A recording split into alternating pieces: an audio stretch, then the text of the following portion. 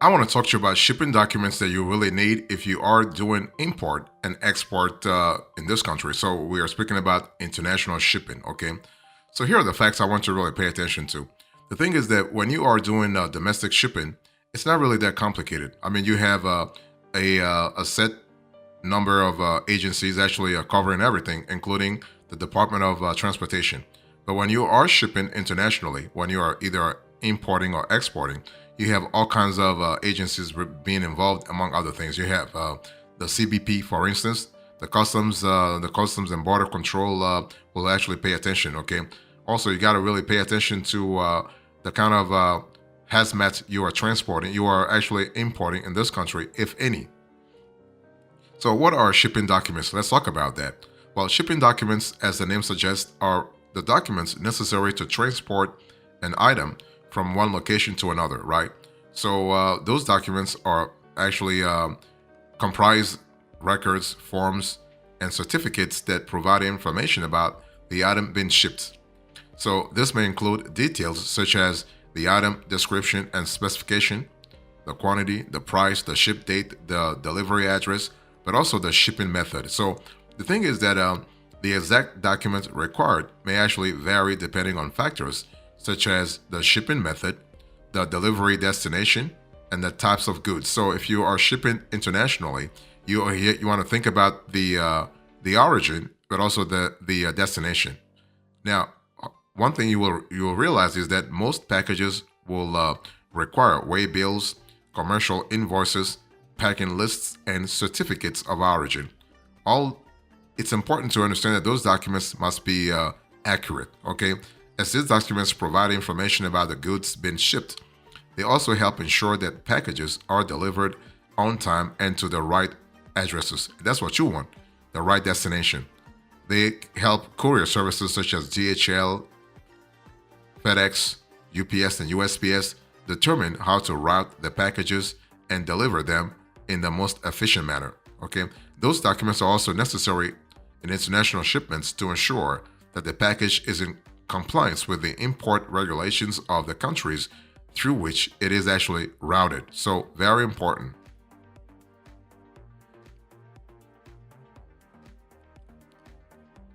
So, let me talk to you about the top documents here. There are 10 important documents that you really need when it comes to international shipping. Okay, with international shipping, I've said this before, laws and regulations in different countries may vary. As such, the documents needed to really that you need to have for import or export may also vary depending on the geography. In most cases, you will need the following documents for international shipping. Number one, a pro forma invoice.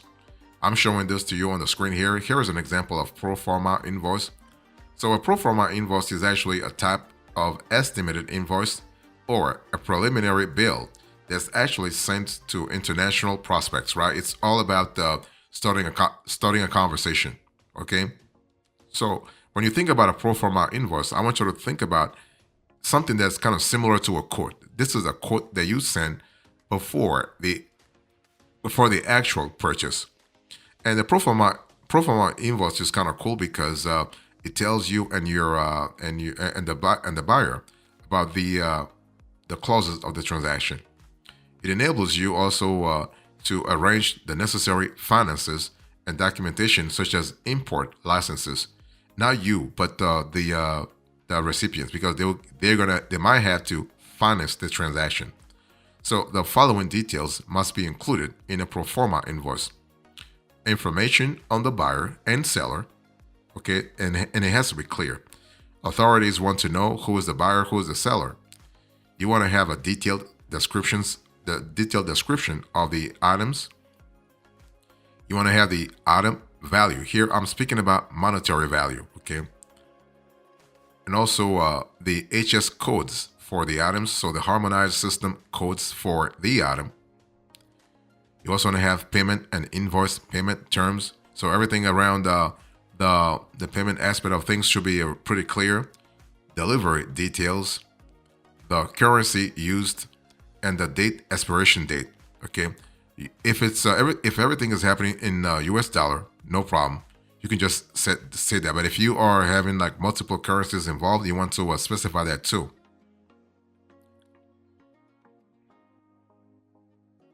If you're thinking about shipping documents for international transactions, I want you to think about a commercial invoice. So the first one was a pro forma invoice. Next, you have a commercial invoice. So a pro forma invoice was more sort of temporary, provisional, if you will. A commercial invoice is more permanent. Okay, so the commercial invoice, often generated using an invoice maker, is actually the proof of sale that must accompany all international shipments. Okay, so you can have software such as QuickBooks or FreshBooks or Zoho help you actually with generating a commercial invoice. So a commercial invoice can be similar in some cases to a pro forma invoice, but may contain additional details such as the order number and PO number. So I think, as I said before, a commercial invoice is sort of like more permanent. So basically, the invoice will include details. Like it's one thing you have to understand that commercial invoices are very similar to standard invoices, but it must include other details that will help with customs clearance, right? If you are thinking about international shipping, you have an element of customs clearance to actually account for all the time, okay? So this includes details such as detailed information on the buyer and seller. That's something important. That's something that's really important. You have information on the freight forwarder. So you want to really specify on the commercial invoice who the freight forwarder is and their location. You want to have banking and payment information. That's important from a monetary point of view. The shipping line. Okay, so who's doing the shipment? The item description, the quantity. So quantity is important for customs officers. The country of origin, the HS code, so harmonized system, the item value. Again, I want to insist here we are speaking about not a symbolic value. We are speaking about monetary value, financial value, dollar value, if you will. The total weights, but also the shipment terms. So what are the clauses for the shipment?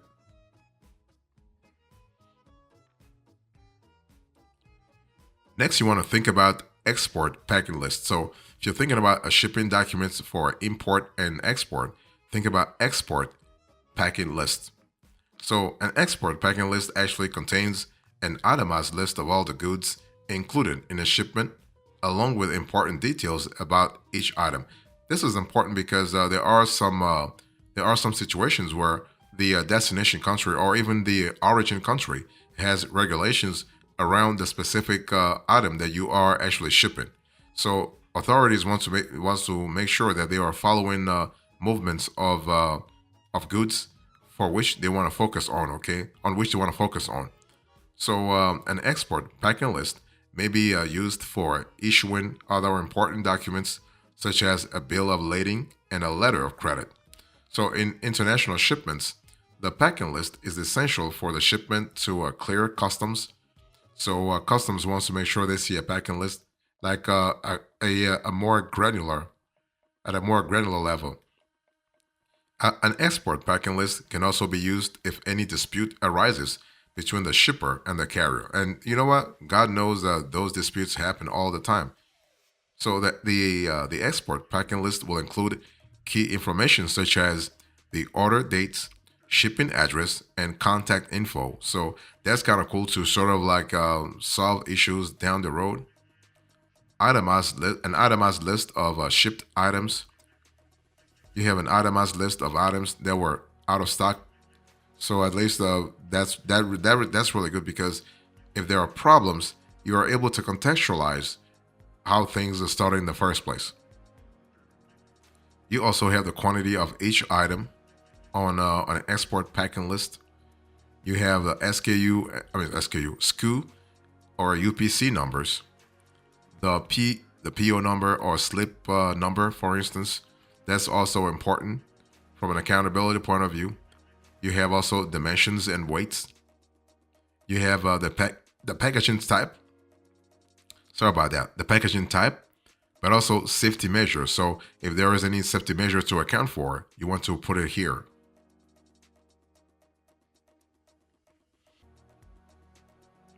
Another important documents, another important shipping documents for import and export is actually a certificate of origins. Okay, certificate of origin. This is an important element for customs clearance, but also for the shipper and recipients. By the way, so most international shipments require a certificate of origin to declare where the items originated from. Right? It's one of those things where authorities really want to have a clear idea about the geography that's really involved here. Okay, and so that's important from a law enforcement point of view, but also from a regulatory compliance point of view.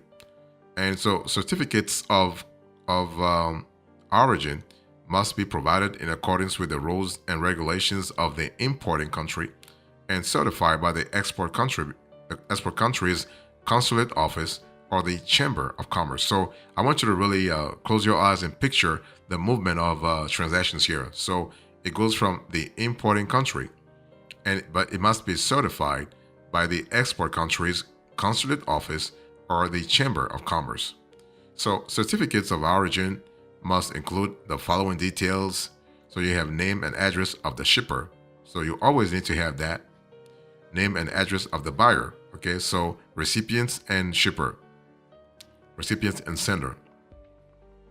You also have the exporting carrier. So the exporting carrier is important to sort. I mean, this is important to know for documentary purposes.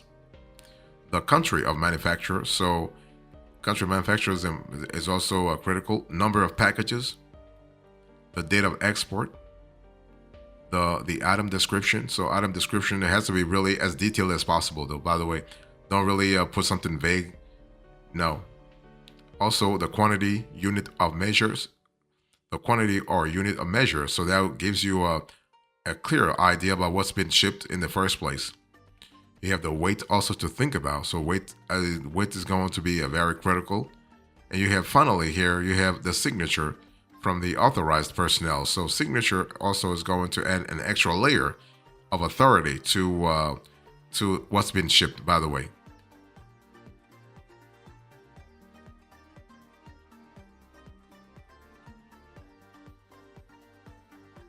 So if you're thinking about shipping documents for import and export, I want you to think about certificate of free sale. So a certificate of free sale is another important element to think about. Let me just explain. I mean, sorry about this. Sorry about this. So what I was trying to say here is that also called a certificate of export.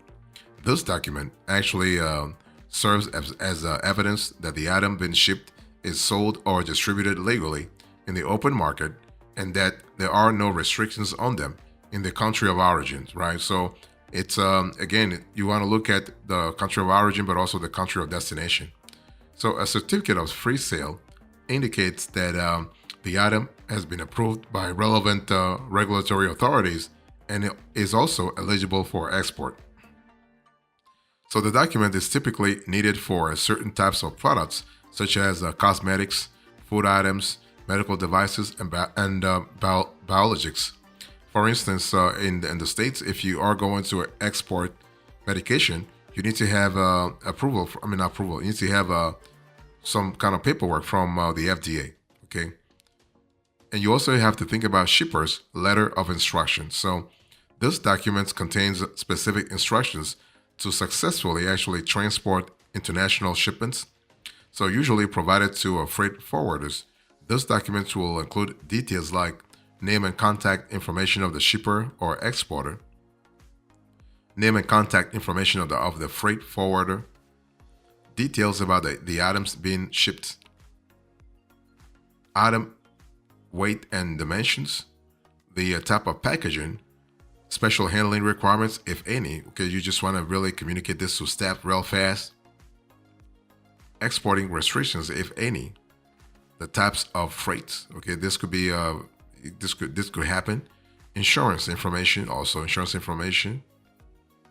Documents included in the shipment, so that you can provide more granularity, and also special instructions to carrier or a freight forwarder. So that way you are communicating with your 3PL or 2PL partner.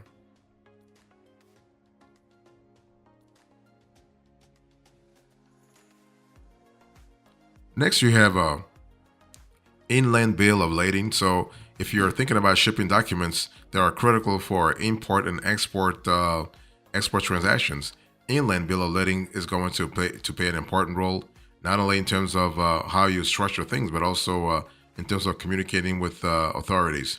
So the inland bill of lading is a contract of carriage that's actually consigned to the shipping carrier instead of the buyer for the transportation of goods via road, railway, or inland water. And so this bill of lading states where the goods are being transported and serves as evidence that the goods have been picked up. And the inland bill of lading may include details such as item description, item value, origin, country. So it is important to have the country of origin, but also the country of destination. So the transportation terms. So here you are thinking about the Incoterms, okay? So that's for the inland bill of lading. You also have another important type of documents called the ocean bill of lading. So as the name suggests, this document is required for shipments made across international waters. It serves actually as a contract between the exporter or seller and the shipping carrier, ensuring that the buyer receives the products and the seller gets paid. So the ocean bill of lading may include details such as item description, item quantity, shipment commercial value, destination, routing instructions, and the type of packaging. Next, you have airway bill. So this is a contract actually of carriage for goods shipped by plane, indicating an agreement between the seller and the carrier.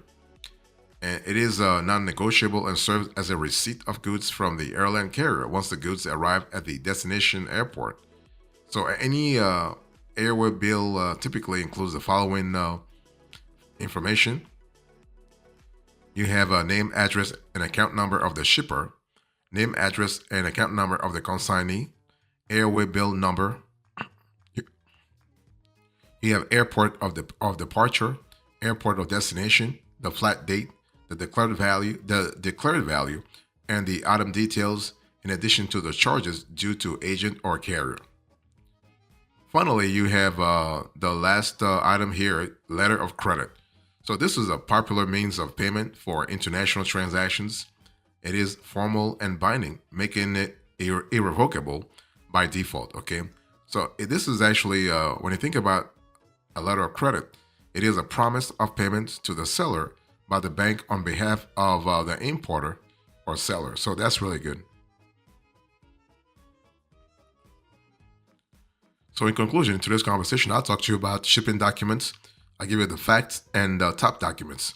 So top documents include a pro forma invoice, commercial invoice, export packing list, certificate of origin, certificate of free sale, shipper's letter of instruction, inland bill of lading, ocean bill of lading, airway bill, and letter of credit. Thank you so much. God bless you. I will see you next time. Until then, remember, stay marvelous.